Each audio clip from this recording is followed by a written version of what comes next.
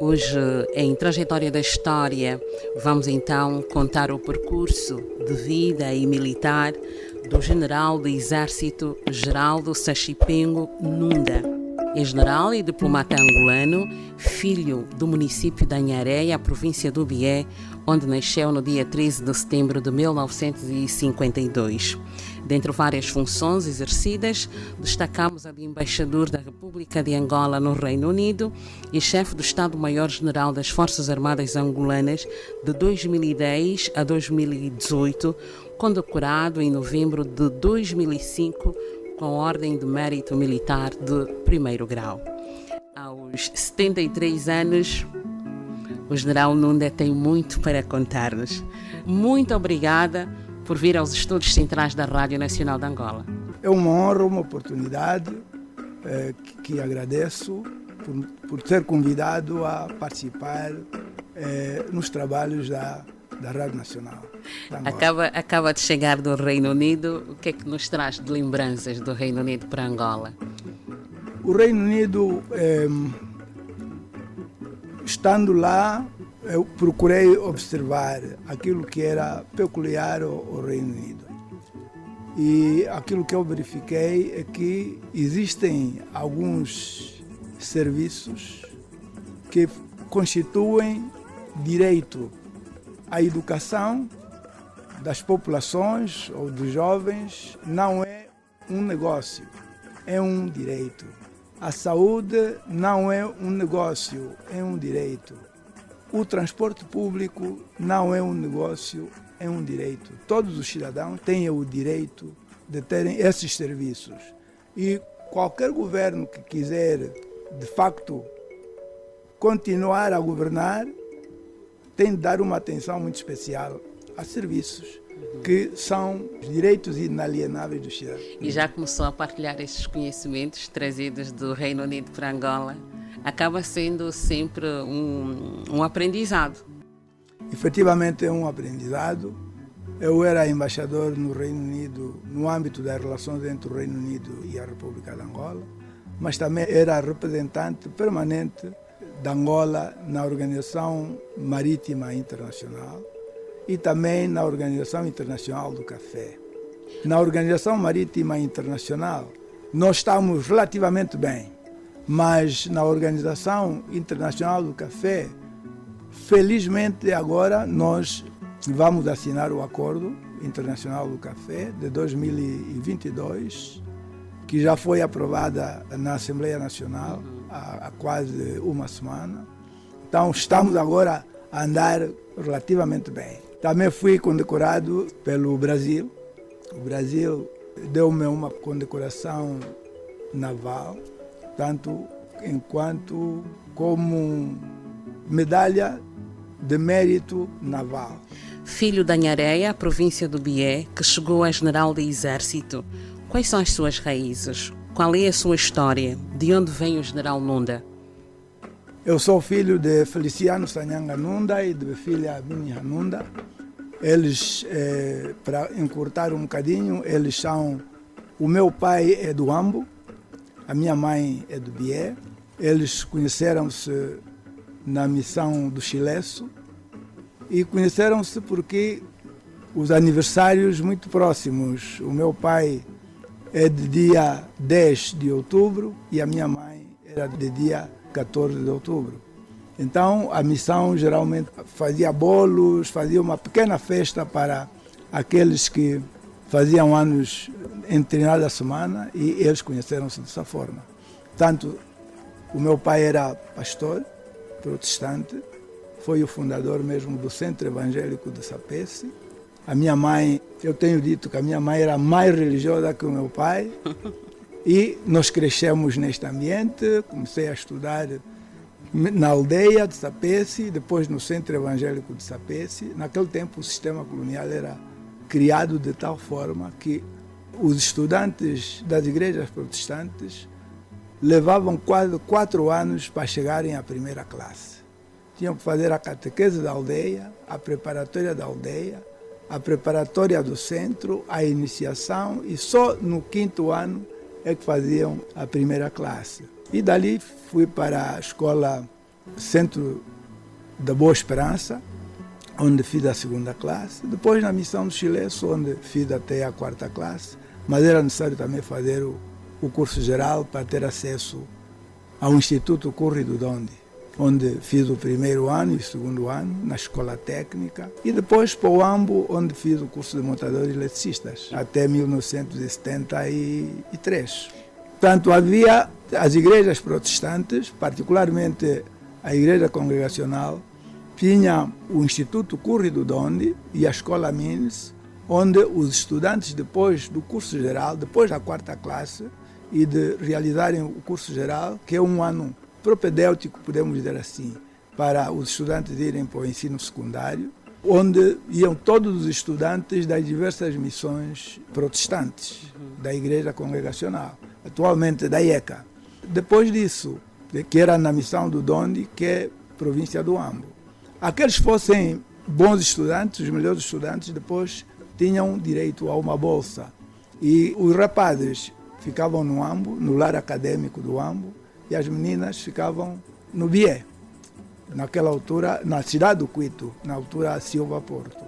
Então foi praticamente este o nosso percurso. Reiteramos os votos de um bom dia, dizer que estamos aqui a fazer a trajetória da história no âmbito da nossa programação especial em alusão aos 50 anos da nossa independência, e hoje estamos a viajar sobre o percurso militar e de vida do general do Exército na Reserva, Geraldo Sachipengo Nunda. Que lembranças é que tem da sua infância no Bié, concretamente na Nhareia? São boas lembranças. Eu gostava de jogar bola. 2 vezes torci o braço e o meu pai me disse, olha, se continuar a jogar bola, depois, um dia, vão te cortar o braço. Então isso fez com que eu mudasse e passei mais para atividade de esporte, como corrida, salto, etc. Mas a melhor recordação que eu tenho é dos meus amigos. Começamos juntos, talvez cerca de 20. Depois, quando fomos para a 2ª classe, já éramos apenas 6. Quando fomos para a missão, já éramos apenas 4.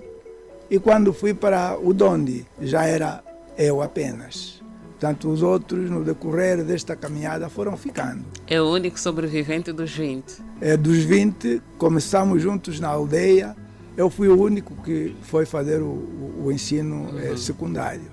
Como é que vocês partilhavam, conviviam? Como é que eram os vossos momentos?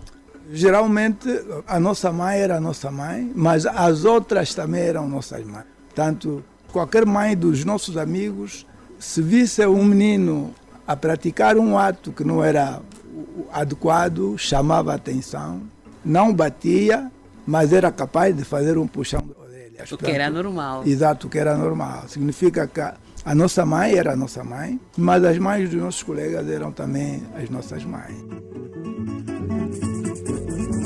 E quem saiu ao pai? É pai de 7 filhos, diz ter crescido assim meio que traquino, chegou a partir o braço e depois mudar de brincadeiras. Dos seus filhos, dos seus netos, quem terá saído, o pai ou o avô?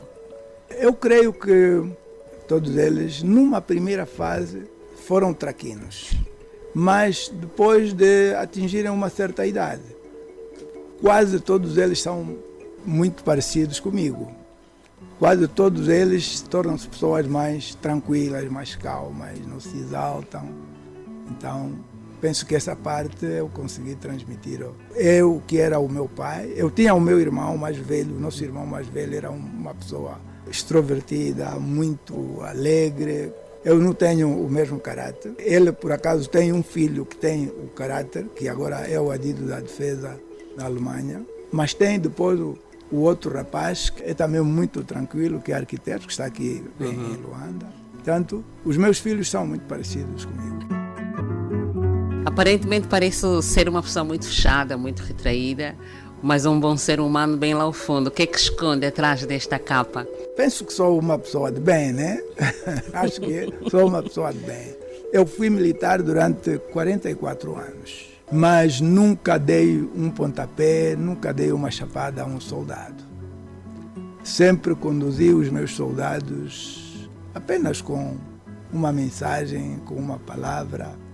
E se fosse castigo, nos primeiros tempos, é um castigo de fazer flexões de braços, etc. Cambalhotas. Nunca cambalhotas, mas nunca uma chapada ou um pontapé. Agora que fala da sua vida militar, general, todo militar teve uma alcunha.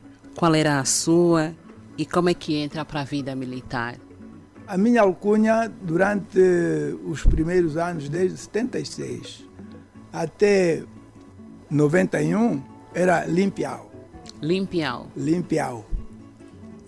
Era Limpiau, portanto, eu tinha tido a oportunidade de ler os escritos militares de Mao Tse-tung e o comandante que mais me impressionou na leitura e nas obras de Mao Tse-tung foi Limpiau. E então, eu quando em 76 começou a guerrilha da UNITA, adotei o pseudônimo, o nome de guerra, Limpiau. Mas eram vocês que escolhiam as vossas alcunhas? Éramos nós. Havia casos vários. Há alguns cujos nomes de guerra foram dados por outras pessoas, mas havia outros cujos nomes de guerra eram adotados por eles mesmos. É militar desde 1974. Como é que entra para a vida militar, general? Eu fui incorporado na tropa portuguesa, mesmo em 74, já depois do 25 de abril. O meu irmão encorajou-me a não entrar antes, porque ele disse que era melhor eu entrar para a tropa portuguesa como compelido, mas já com o terceiro ciclo, tanto com o 7º ano feito, em vez de entrar com o 5º ano, porque depois provavelmente não pudesse continuar a estudar. E eu achei que o conselho dele era racional e entrei em 74 na tropa portuguesa, mas ficamos apenas 2 meses. E que idade tinha na altura? Nessa altura tinha 21 anos. 21 anos. 21 anos. E então, no mês de agosto, fizemos um levantamento no quartel, o Regimento de Infantaria número 21, RI 21, do Ambo. Fizemos um levantamento e os portugueses acharam que, em vez de nos castigarem, deviam dar-nos licença ilimitada. Então nós saímos em licença ilimitada e fui falar com o meu pai. Como nessa altura o meu irmão já tinha ido à área onde estava a direção da UNITA, porque Jonas Savimbi era uma referência na nossa região, então ele encorajou-me a ir para juntar-me à UNITA. Então, eu, dia 13 de setembro de 1994, passei o dia numa posição chamada Base da Nhunha. É ali onde eu entrei para as fileiras da UNITA. Dali depois saímos de comboio até Cangumbe, de Cangumbe para uma localidade chamada Sacalemba, da Sacalemba para uma posição chamada Base do Massive, onde fizemos o treino militar. E o chefe da instrução foi o general Dimo. O general Dimo era o comandante-geral das tropas da SWAPO. E o adjuvante dele era o capitão Jamba, que também era da SWAPO. Portanto, ele tinha um conhecimento da arte militar muito apurado e eram os que davam a instrução militar. Naquela altura, havia uma relação muito estreita entre a UNITA e a SWAPO. Essa relação se desfez em 75, quando entraram as tropas sul-africanas em Angola. Como é que a sua juventude, na altura, se desenvolve neste ambiente militar, de entre uma região a outra, com tropas da SWAPO sul-africana? Era um jovem na flor da idade. Efetivamente, nessa altura, quando vou para... Era a juventude, mas já tinha objetivos bem traçados. Nós éramos um grupo de vários jovens quando fomos, eram jovens que uns eram do Ambo, outros do Lubito, alguns do Cunene, outros de Luanda. Encontramos-nos todos em Cangumbe e de Cangumbe fomos para o Massive, começamos o nosso treino. Como a situação era extremamente difícil, as condições de vida eram muito difíceis, houve um momento em que a direção, muitos fugiam e caíam nas ratoeiras lá nas armadilhas feitas para apanhar animais. Depois a direção da UNITA reuniu-nos, disse quem é que quer regressar para a cidade. Alguns apresentaram-se e regressaram para a cidade.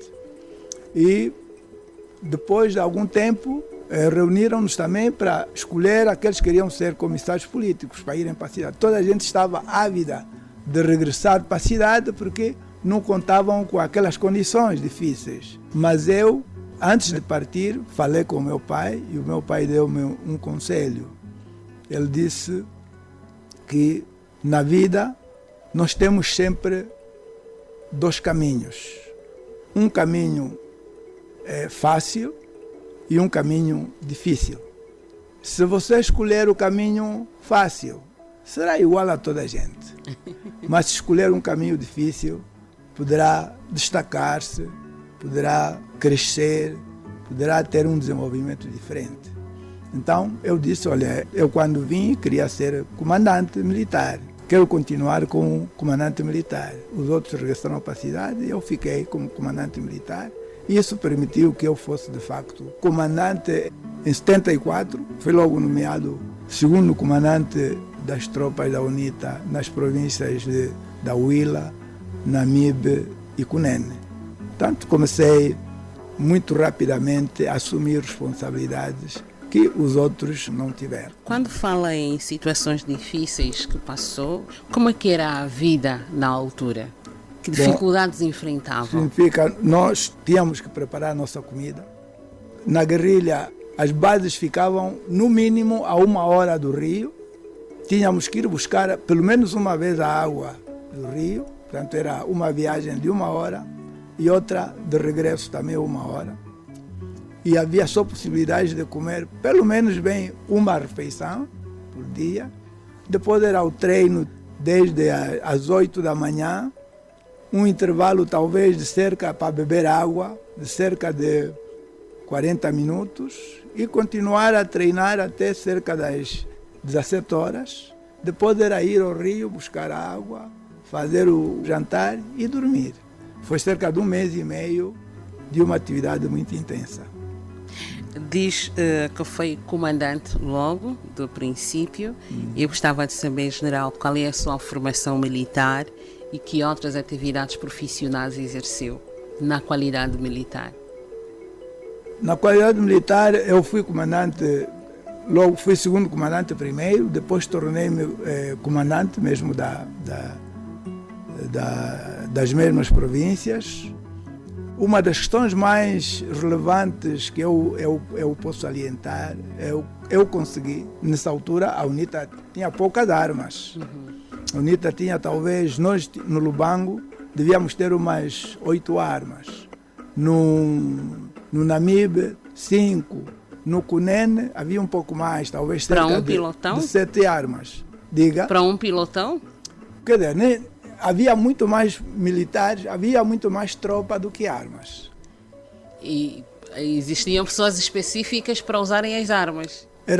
Eram divididos em equipas, as equipas são de 5, depois 3 equipas fazem uma secção, é uma secção de 15 pessoas.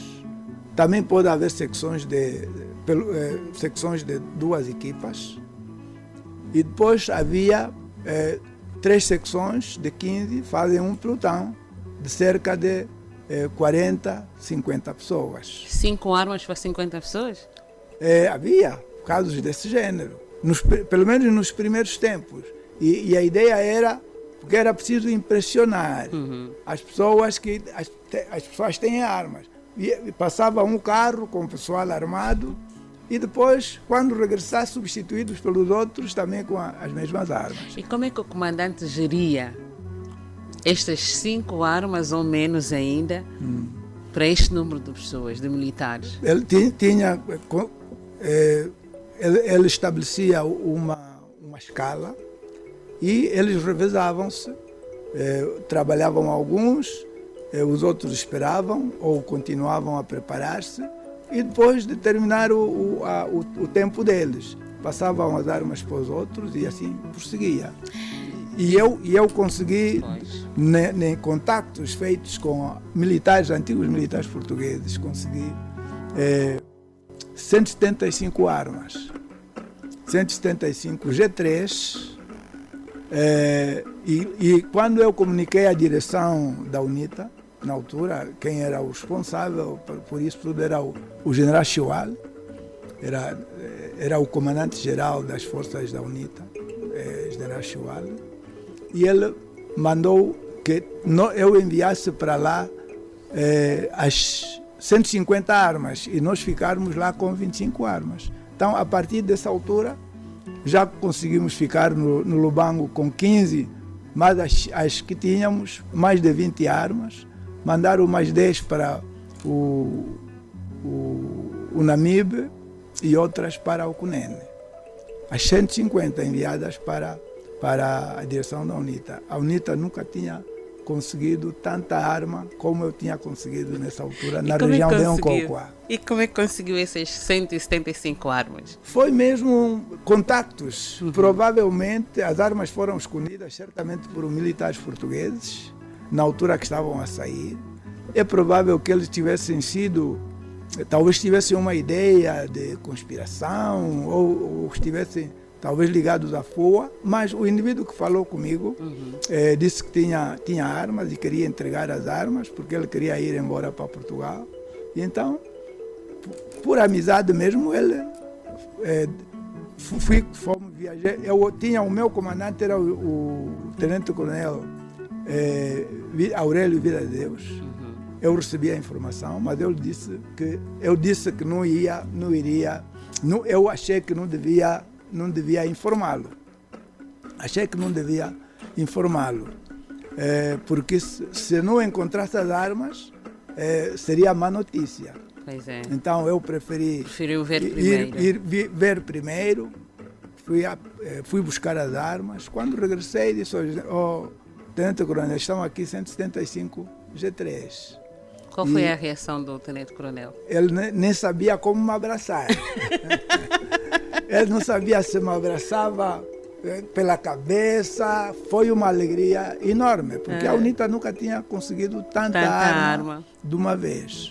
General, todo comandante tem particularidades, curiosidades, né? Particularidades curiosas, digamos. Que particularidades tinha o general Nunda na guerrilha que nós cá de fora desconhecemos? Por acaso teve esta de ter conseguido 175 armas num piscar de olho? Que outras particularidades tinha o general? Penso que isso foi crescendo com o tempo. Nós tivemos a sorte de quando por eu ter escolhido ser comandante, eu, o Salupeto Pena, o Tito Xingunji e o Biguine fomos escolhidos para fazermos parte da segurança de Jonas Savimbi. E tivemos a oportunidade de integrar a delegação dele para Lusaka. Nós estivemos presentes no 10º aniversário de independência da Zâmbia. E no último dia da visita da delegação lá na Zâmbia, no penúltimo dia, fomos convidados, a delegação foi convidada pela Embaixada da República Popular da China, porque Jonas Savimbi e os colegas dele fizeram formação na Academia de Nanjing, e eles convidaram para o jantar, e no jantar ofereceram-nos vários livros, dos quais posso destacar os livros de Mao Tse-tung, são os escritos militares de Mao Tse-tung e as obras escolhidas também de Mao Tse-tung. As obras escolhidas é a forma como eles organizaram o partido e como eles implantaram o partido e qual era a missão das organizações do partido no seio das populações. E da parte militar, era mesmo a tática, o sistema operacional e a estratégia. E foi e um dos elementos mais salientes que se colocou é a informação. Portanto, e está lá bem patente aquilo que era o princípio como dizia Napoleão, o comandante tem a informação que merece. se ele fizer um esforço, tem boa informação. E enquanto militar, eu tinha como primeira preocupação saber o que é que se passava na área onde eu estava, o que é que pensava a unidade a que eu fazia face. E é por isso que durante toda a minha todo o tempo que eu estive na guerrilha, portanto desde 76, praticamente 76, até 91, eu nunca fui atacado de surpresa numa base e também nunca caí numa emboscada. Vai juntar-se a nós aqui o Nelson Pedro, o nosso jornalista de guerra também.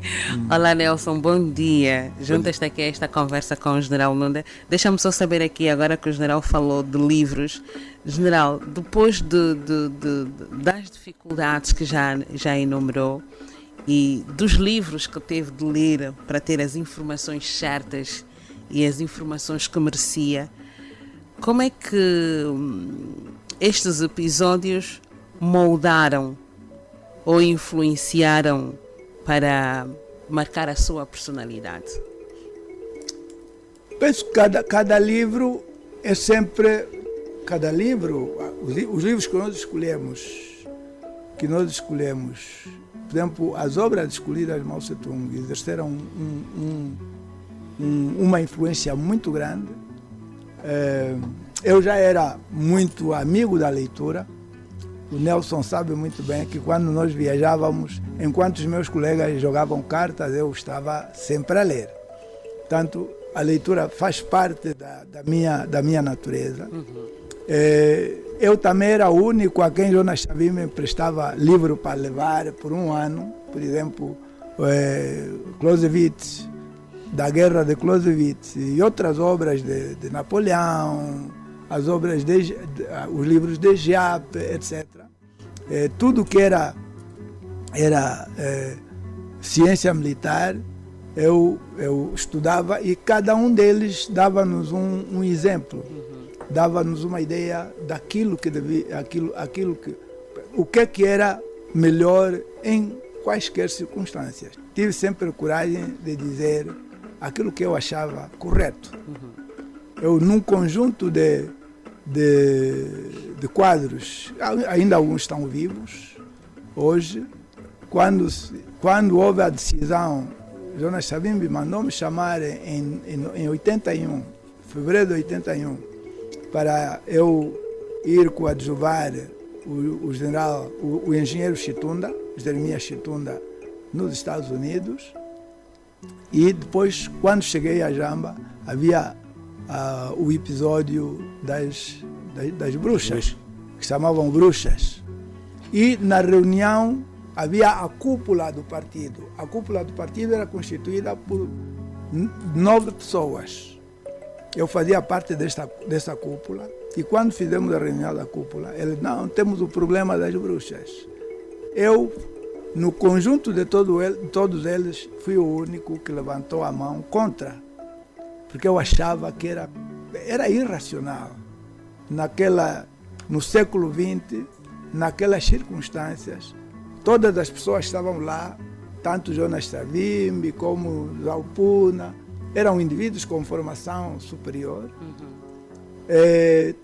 Os outros tinham formação acadêmica relativamente, tínhamos feito o 7º ano, etc. Outros tinham feito o 5º ano, tinham um conhecimento, pelo menos científico, razoável. Não se compreendia como é que alguém podia pensar que uma senhora podia influenciar a guerra. Havia alguma coisa que não estava a ser bem feita e que podia ser corrigida. Não dependia de uma... Eu disse na reunião, aquelas senhoras, a esposa do velho Kahane, a esposa do tio Cassese,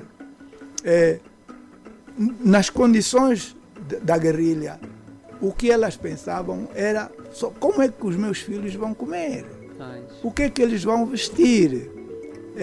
Agora, pensar no que se passa lá na frente de combate, não tinham preocupação nenhuma. Portanto, eu não acreditava, estava completamente contra e fui o único a levantar a mão. E ele disse, mas como você não tem medo, sozinho? Mas eu tenho que exprimir o meu ponto de vista. E como é que foi encarado nesta reunião? Ele disse assim, você estava, eu chamei para você ir aos Estados Unidos para coadjuvar o engenheiro Chitunda, para ir agora para a área da diplomacia, mas já não vai. Eu disse, eu prefiro ficar. General, permita-me, aí começou a sua discórdia com Jonas Savimbi? Claro que houve vários episódios em que, por exemplo, eu já tive casos em que dão-me uma ordem. Aquele indivíduo e aquele indivíduo devem ser eliminados. E eu nunca eliminei. Eu preferia falar com essas pessoas, compreender exatamente o que se passava, porque às vezes eram só intrigas. Num território que fica a posição mais próxima das forças do governo, eram 300 quilômetros. Como é que aquelas pessoas podiam ter contato com o inimigo? Portanto, eram todas informações que precisavam ser analisadas corretamente. Na altura, eu recebi ordem para... Eu estava de passagem para eliminar e eu achei que não devia. Muitas ordens desse tipo? Não? Havia muitos casos desses em que uma informação distorcida depois levava, por exemplo, à execução de alguém. Na maior parte dos casos eram intrigas. Não havia casos muito concretos. Então, era preciso ponderar para uma pessoa também não cometer um crime. Mao Tse-tung dizia que uma pessoa não é como uma árvore que você corta e depois volta a crescer. Sim, volta a crescer. Quando você corta a cabeça, eliminou mesmo. Quando olha para a curva de resultados que teve nas batalhas que participou, o que é que sente, general?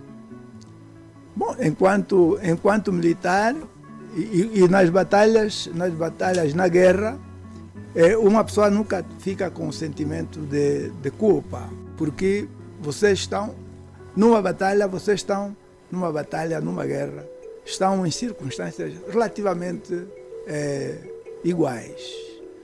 É verdade que há casos, uma grande potência contra um pequeno país, certamente a grande potência faz. Mas num campo de combate, estamos em circunstâncias iguais e só ganha quem não comete muitos erros.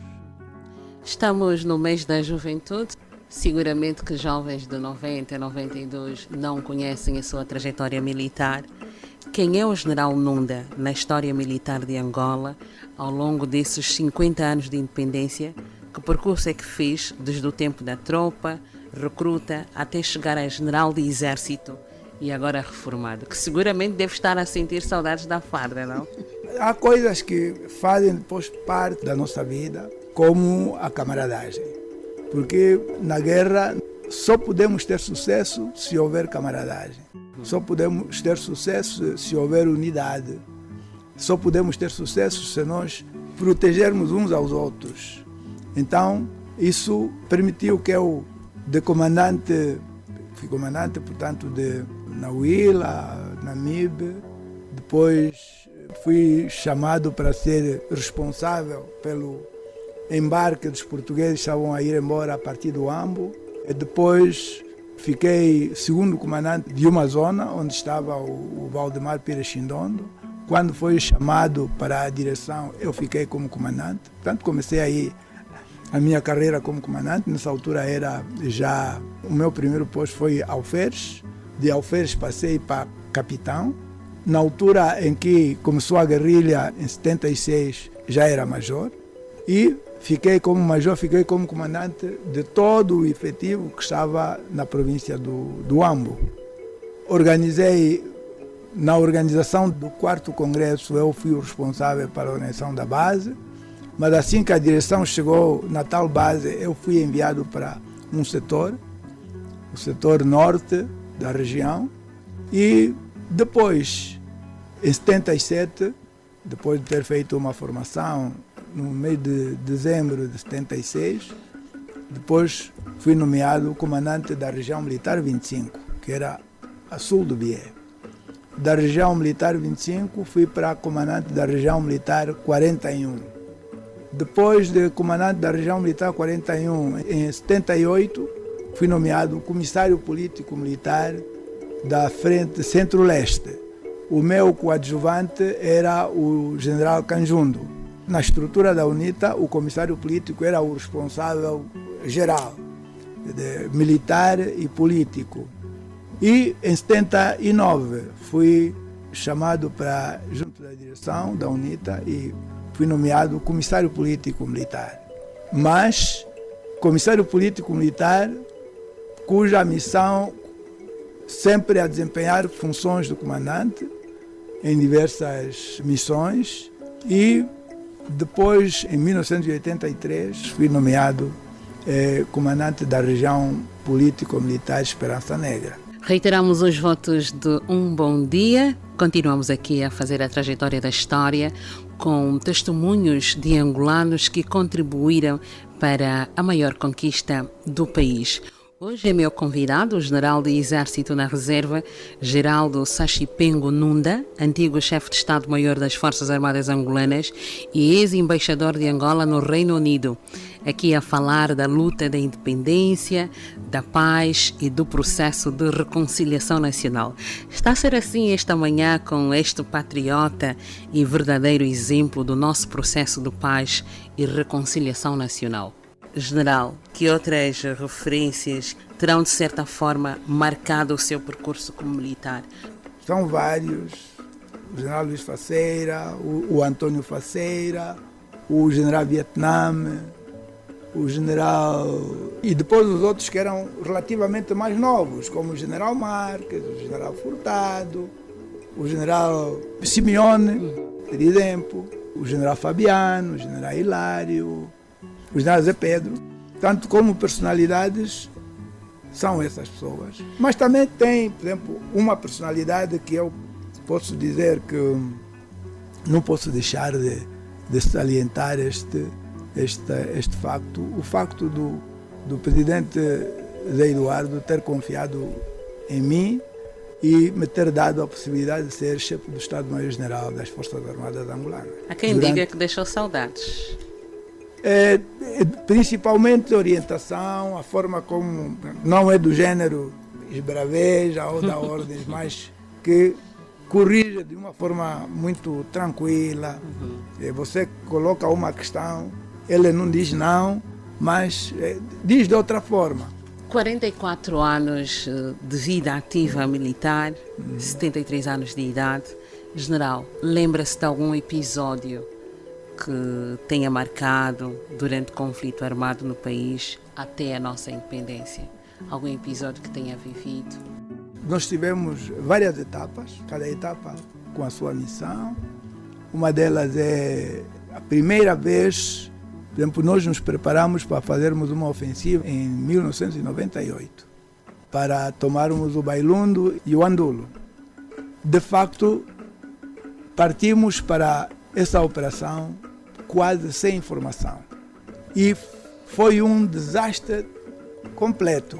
Tunda Chivava, foi no Belo Horizonte, perdemos carros, perdemos artilharia, tivemos de facto grandes problemas, mas conseguimos recuperar e criar uma forma de realizar a ação quando capturamos o Coronel Boaventura. General, quem era o Coronel Boaventura? Era o chefe dos serviços de informação do CIMI, Serviço de Inteligência Militar, da UNITA, na frente Bié. Ele é que estava a acompanhar a brigada que estava a dirigir-se para o Bié para tomar o Bié. A UNITA, como estava a avançar para o Bié, mas queria saltar o rio Cuito, e era impossível. O general Matos deu orientações ao Simeone: mete mina na estrada e tudo. Quando eles meteram, começaram a cair nas minas. Estávamos no posto de comando, tínhamos mudado. Depois da derrota que tivemos nós queríamos colocar o nosso posto de comando no Ambo. Mas as ações sobre o Ambo, etc., nós achamos que o general Matos decidiu que devia mudar o posto de comando para Catumbela. E o general Matos chamou o general Armando da Cruz Neto para assumir a frente do Ambo. Ele assumiu e o general Armando era daqueles veio, em vez de ficar lá na cidade, foi mesmo lá para frente. E a partir dali ele conduziu a ação. Em pouco tempo tínhamos conseguido desequilibrar. Mas no Bié, eles estavam a avançar e ficaram numa posição quase estática e o Simeone passou por detrás e atacou pela retaguarda. E ao atacar pela retaguarda, capturou o Boaventura, que era o chefe do serviço de inteligência, que nos deu toda a informação de que nós precisávamos para pensarmos corretamente o que fazer. E o general Matos teve encontro com o presidente e informou-lhe qual era a situação. Levou o mapa da situação, da ordem de batalha. E o presidente disse, então, quando é que nós vamos retomar as operações? Quanto tempo é que é preciso? O general Matos disse, presidente, nós precisamos, no mínimo, de 6 meses. 6 meses? Precisamos de 6 meses. Temos que comprar armas, temos que comprar tanques, temos que comprar artilharia, temos que preparar os nossos soldados e vamos realizar as operações a partir, no mínimo, a partir do mês de julho, quando já não houver chuva, etc. Mas quando chegou a altura de retomarmos as operações, estudamos e achamos, vamos deixar que a UNITA acabe todos os seus meios. Então, durante o período todo, fizemos ações parciais, fizemos operações parciais e dia 12 de setembro, então, começamos a Operação Restauro. Começamos a operação para a tomada das posições. Uns dias antes choveu muito lá no Andulo. Toda a gente ficou contente. Bom, agora as FAI já não vão fazer operação, porque está a começar a chover. E foi mesmo a altura que nós começamos a operação. E o golpe mesmo foi do Bié. O Simeone aproveitou aquele momento e apanhou o Andulo. E a partir dali a situação mudou. Portanto, foi uma operação relevante, foi uma operação que nos impressionou. A última foi quando morreu Jonas Savimbi. General, é mestre em História de Angola. Que registros tem da história militar de Angola? E para quando um livro do general Nunda? Eu, como vi o general Matos morrer sem deixar nada escrito, fez umas conferências aqui e acolá, mas tinha muita coisa a explicar, tinha muitas coisas a transmitir no âmbito militar. Eu decidi em 2019 gravei 35 horas sobre mim, a minha biografia, que se chama autobiografia, e já foi transcrita, dá cerca de 300 páginas, mas ainda tem esta parte, por exemplo, a minha vivência quando fui nomeado para a Inglaterra, quando achar conveniente. Então, mesmo que eu morrer amanhã, tem coisa escrita para transmitir as minhas impressões, e como sou historiador, sei que tem a minha história, a sua história e a história. É seguramente convidado a falar para jovens em workshops, palestras, e com a experiência que tem, o que é que transmite aos jovens que desconhecem o quanto custou a paz, o quanto custou a liberdade, até chegarmos à nossa independência, sobretudo a quem se quer começar na carreira militar? Certamente tive a oportunidade de falar com vários jovens, mas uma das questões que eu gosto de transmitir à juventude, seja ela, porque a juventude tem hoje o papel geral, global, no futuro do nosso país. Há aqueles que vão para a tropa, e a tropa é sempre um bocado mais fácil, porque ali a disciplina é lei, é a forma de ser, é aquilo que deve ser. Há muitos indisciplinados também, mas também, se houver um bom chefe, ninguém vai cometer uma indisciplina sem ser castigado. Agora, no geral, não existe o mesmo espírito. E eu tenho dito e tenho transmitido uma vez, quando fui convidado pelos jovens da JMPLA aqui em Luanda, e o encontro foi no Kazenga. E eles pediram-me para falar sobre a identidade nacional. E eu disse o seguinte: vocês são jovens, têm de ter a ideia de que eu levei algumas definições sobre a identidade nacional e perguntei se eles tinham percebido bem o que era a identidade nacional. É militar, uma vez militar, sempre militar. Como valorizar e preservar as conquistas alcançadas pela independência nacional e pela paz efetiva em Angola? Creio que o mais importante é mesmo a paz. Precisamos de construir todos os dias a paz. Precisamos de construir todos os dias a reconciliação nacional. Precisamos de fortalecer a nossa democracia, que são aspectos de ordem espiritual, podemos dizer assim. Mas depois tem os aspectos da vida real. É mesmo aquilo que se tem vindo a fazer. Tivemos a primeira fase de reconstrução do nosso país. Quando terminamos a guerra em 2002, não havia nenhuma estrada, talvez só daqui a Catete, daqui a Cachito, daqui a Cabo Ledo.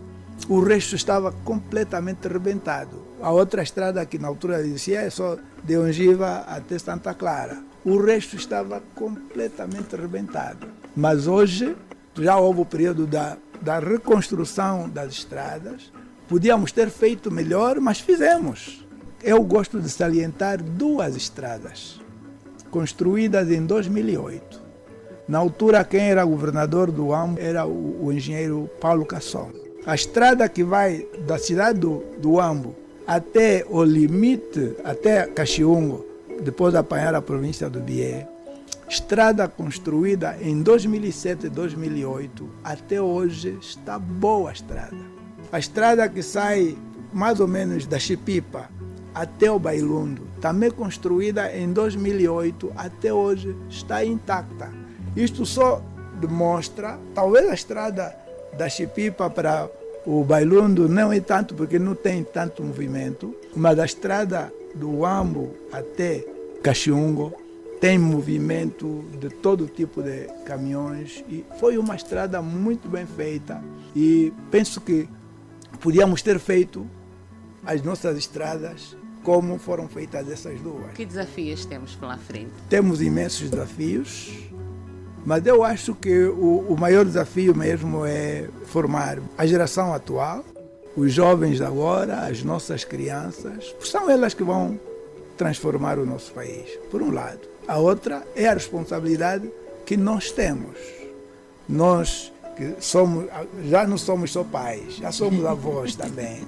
Portanto, a responsabilidade que nós temos de transmitir valores.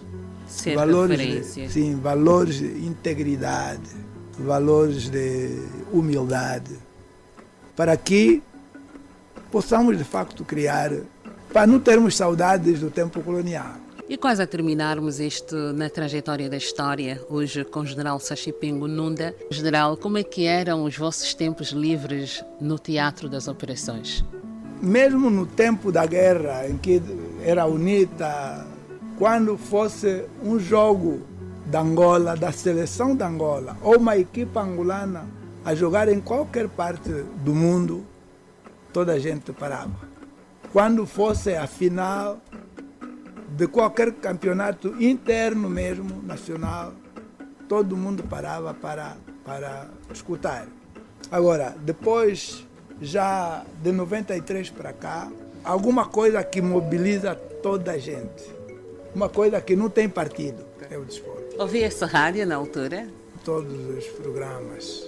Mas os programas que mobilizavam, punham toda a gente com o rádio ao ouvido, era o desporto. Que músicas gosta de ouvir? Gosto da música dos diversos artistas angolanos, David Zé, Urbano de Castro, Elias Jaquimoeso, Lourdes Bandune, mas também gostávamos de música geral, por exemplo, naquele tempo, música de Roberto Carlos, música de Percy Sledge, música de Otis Redding, o jazz de Louis Armstrong, música clássica, música religiosa.